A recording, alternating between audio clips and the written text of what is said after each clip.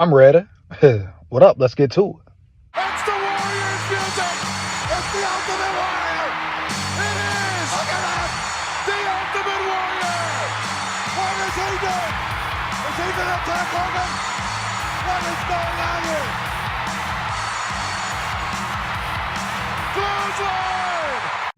So you got to give a shout out to Sheldon. Now we talk about the Vikings trenches, lack of talent in the trenches, etc., etc. How the interior part of the defensive line has been a struggle pretty much the whole season. Now, we've seen players come in and go, get injured, get replaced, get in the rotation. You see James Lynch tear his ACL, major loss, major injury, right?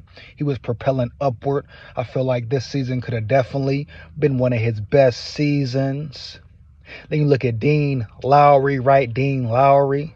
He came in, played way below expectations. Came over from the Packers. Everyone thought he would be at least, do some damage. They call him Mean Dean. They talked about him getting to the quarterback, his quickness, speed at that position, etc., etc. How he has a high motor. He doesn't stop. He keeps going and going like the Michelin Man. Well, at the end of the day, Dean Lowry proved none of that. I repeat, Dean Lowry proved none of that, right? He was definitely a disappointment, hands down, man down, 1,000. Huh? Definitely thought he would come in and, one, get to the quarterback more, create pressure, right? At least be better, be solid in the run game, huh? So Dean Lowry's been a problem since he first entered the building, if we being real. Definitely was too much hype. Definitely was too much hype about Dean Lowry, baby.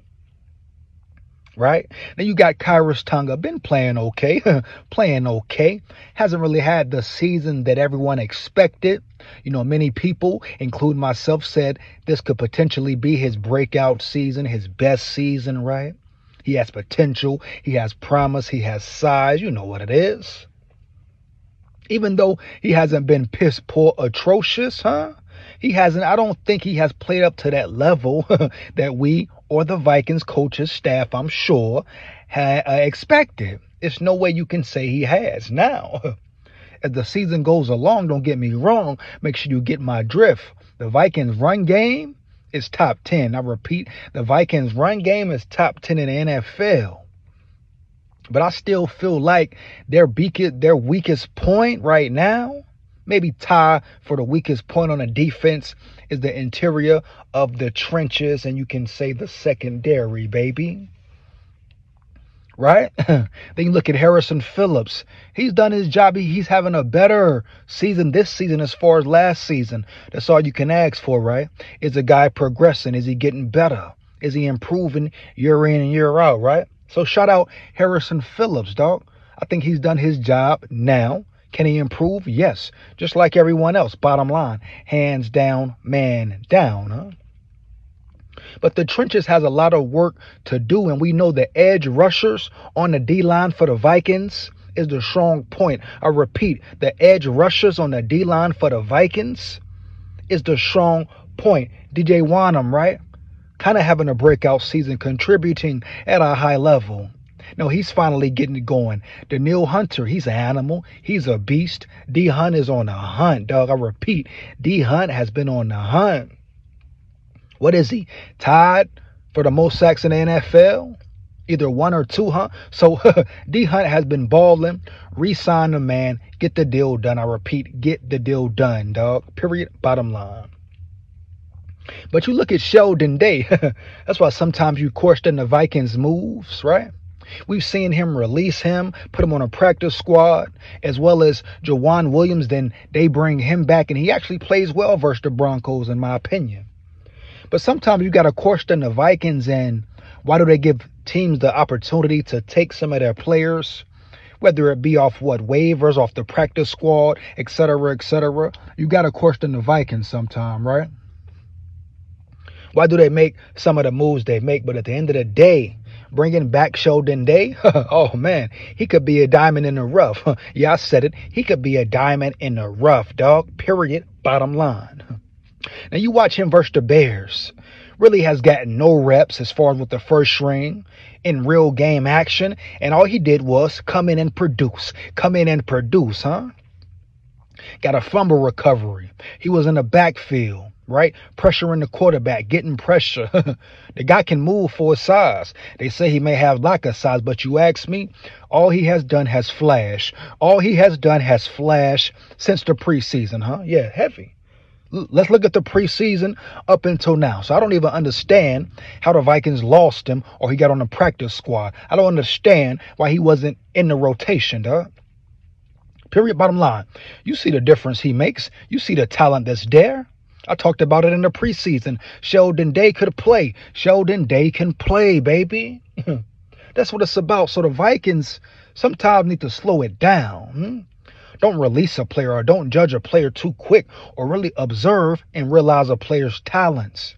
But moving forward, I think Sheldon Day is a player that will benefit to the Vikings majorly in a major way, baby. 1,000, huh? If he can continue to play at the level he played at versus the Bears, right? Versus the scanless Bears, keep that high motor going, keep causing havoc in the backfield, using his hands well. I don't want to hear about he's undersized, etc., etc.